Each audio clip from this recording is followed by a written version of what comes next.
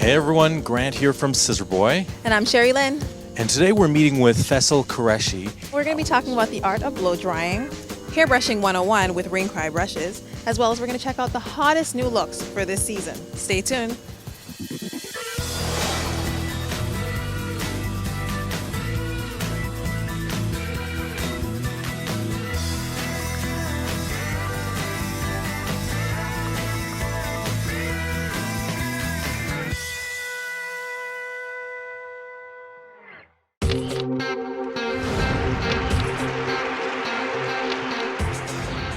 So welcome, Feisal. Thank you. It's nice to meet you. Thank you very much. Now, what are we going to get into today?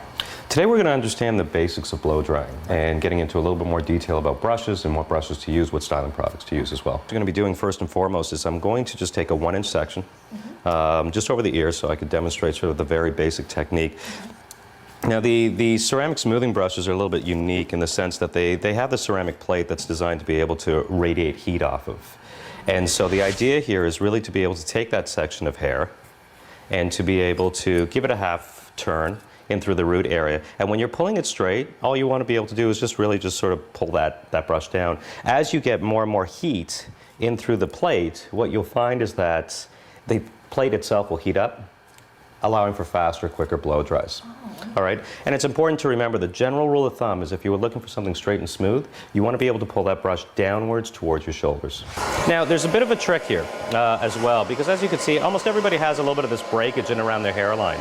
And so this is where you would get your brush and simply take it from the top instead of just from the bottom.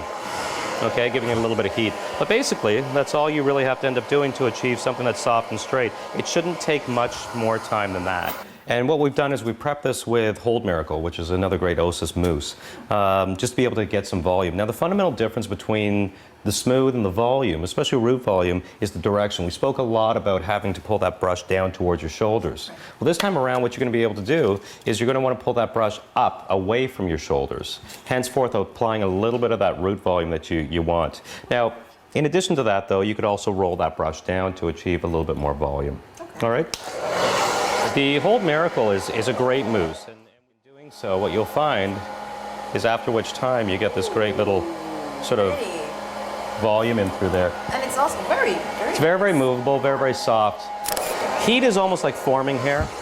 Cooling will help to harden that look. You know, by using a brush as opposed to a curling iron, you'll typically find that the style itself will last about 3 or 4 times longer than using a hair appliance. And the reason for that is because when using heat, to help set the hair and then cooling it, it typically allows for the hair to harden and last longer. On the one side, on the straight side, what we've used is the Osis Soft and Straight. Just to be able to pull that nice and straight and get that sort of beautiful, silky, soft, shiny look to achieve something that, with a little bit more volume. We've used as well Osis Hold Miracle, and that helps just to lock in some of that volume. Now, it's really important to understand the basics of this brush. It's not enough sometimes that the brush itself is boar bristle. What's important is what quality part of that boar bristle does the boar bristle come from. So actually, boar bristle is divided up into 3 parts. It has the root, the midshaft, and the ends. Now, most of the brushes that are currently available are made with the midshaft or the ends, which gives it a softer, weaker bristle.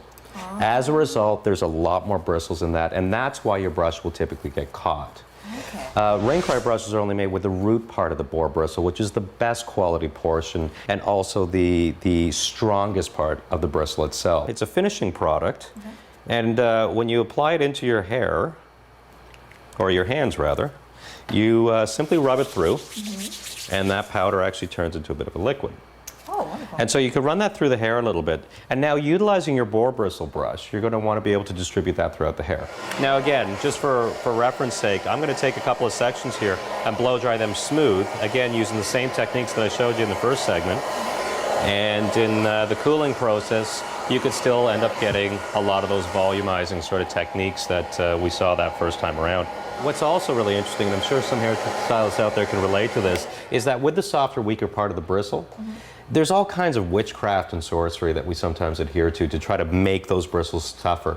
I've heard of hairstylists and I have friends that boil their brushes to try to make that bristle harder. Okay. I've heard of, I used to put mine over an inside toaster ovens to try to bake them and make them a little bit harder. The point being is if you're using a root boar bristle brush, you won't have a need to be able to harden or bake them.